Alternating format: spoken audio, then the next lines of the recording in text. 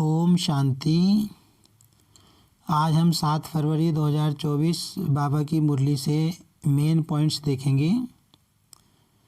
आज की मुरली का सार है, मीठे बच्चे, आत्म अभिमान विश्व का मालिक बनाता है, देह अभिमान कंगाल बना देता है, इसलिए आत्म अभिमानी भव। आज की मुरली में प्रश्न है, कौन सा अभ्यास अशरीरी बनने में बहुत मदद करता है। तो बाबा ने बताया, अपने को सदा एक्टर समझो। जैसे एक्टर पार्ट पूरा होते ही वस्त्र उतार देते हैं, ऐसे तुम बच्चों को भी यह अभ्यास करना है। कर्म पूरा होते ही पुराना वस्त्र शरीर छोड़ अशरीरी हो जाओ। आत्मा भाई भाई हैं, यह अभ्यास करते रहो। बाबा कहते तुम्हें ऐसे समझना है कि हम एक्टर हैं और ये शरीर रूपी चोला हमने धारण किया हुआ है। तो बाबा कहते अशरीरी बनने की प्रैक्टिस तुम्हारी हो जाएगी। यही पावन बनने का सहज साधन है। शरीर को देखने से क्रिमिनल ख्यालात चलते हैं, इसीलिए अशरीरी भव। बाबा कहते हैं ये जो आत्मा की प्रैक्टिस तुम करोगे, आत्म अभिमानी बनने का अभ्यास जब करोगे तो उसी से आत्मा पावन बनेगी। इसीलिए बाबा ने कहा कि तुम्हें अशरीरी बनने का अभ्यास करना है। अब देखते हैं मेन पॉइंट्स आज की मुरली में। आज बाबा ने कहा,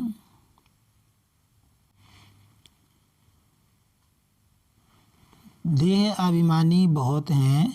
देह अभिमान और आत्म अभिमान में रात दिन का फर्क है। बाबा कहते हैं कि देह अभिमान बहुत ज़्यादा है।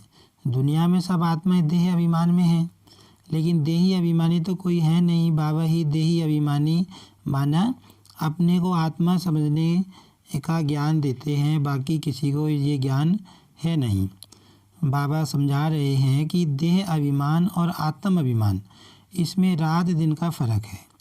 एक तो अपने को शरीर समझना और एक अपने को आत्मा समझना, रात दिन का फ़र्क है। आत्म अभिमानी देवी देवता सारे विश्व के मालिक बन जाते हैं। जो अगर आत्मा आत्म अभिमानी बन जाए तो वह देवी देवता बन जाती है, सारे विश्व का मालिक बना उसे मिल जाता है। और लेकिन जब देह अभिमान आ जाता है, द्वापर युग से आत्माओं में देह अभिमान आ जाता है, तो बाबा कहते हैं सब कंगाल हो जाते हैं।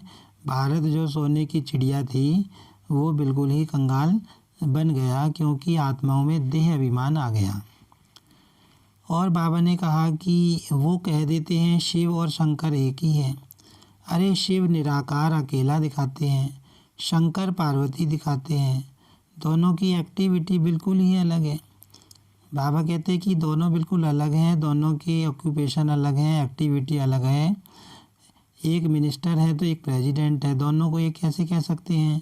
दोनों को मर्तबा अलग अलग है। तो बाबा कहते हैं कि शिव अलग है, शंकर अलग है। तुम बच्चे बहुत पद्मा पदम भाग्यशाली बन रहे हो। यह सब कुछ ख़त्म हो जाएगा, सब कुछ मिट्टी में मिल जाना है। बाबा कह रहे हैं कि तुम्हारा बहुत ऊंचा भाग्य है, तुम बहुत पद्मा पदम भाग्यशाली हो, क्योंकि ये सब कुछ तो ख़त्म होने वाला है। जो इन आँखों से देखते हो सब ख़त्म होने वाला है, सब कुछ मिट्टी में मिल जाना है। और तुम जो योग सीख रहे हो उससे तुम विश्व के मालिक बन जाओगे। और ये जो पढ़ाई तुम पढ़ रहे हो यही सोर्स ऑफ इनकम है, इसी से तुम्हारी अविनाशी कमाई होती है। और बाबा ने कहा कि यहाँ सब गति सदगति के लिए पुरुषार्थ करते हैं, क्योंकि दुर्गति में हैं। गंगा स्नान करने जाते हैं तो गंगा का पानी सदगति देगा क्या?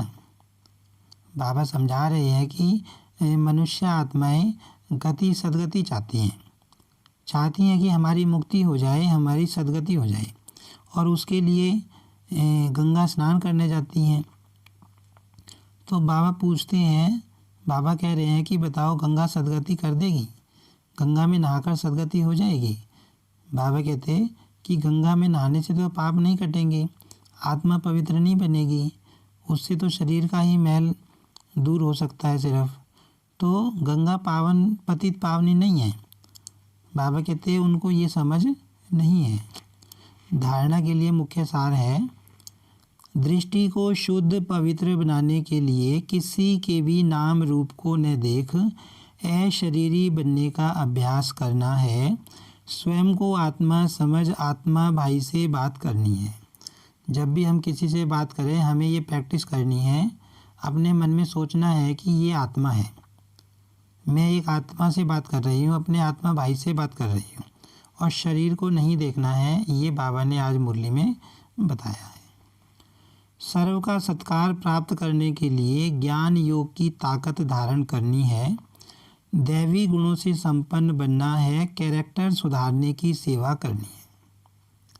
सर्व का सत्कार हमें मिले उसके लिए बाबा ने कहा कि तुम्हारे अंदर ज्ञान और योग की ताकत होनी चाहिए, उसकी धारणा होनी चाहिए, और दैवी गुणों से तुम्हें संपन्न बनना है और कैरेक्टर सुधारने की सेवा करनी है, दूसरों को ज्ञान देना है।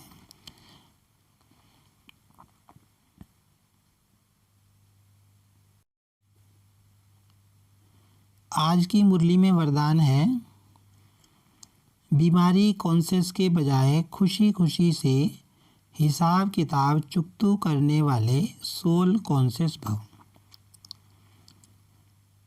तन तो सबके पुराने हैं ही, हर एक को कोई न कोई छोटी बड़ी बीमारी है, लेकिन तन का प्रभाव अगर मन पर आ गया तो डबल बीमार कॉन्शियस हो जाएंगे।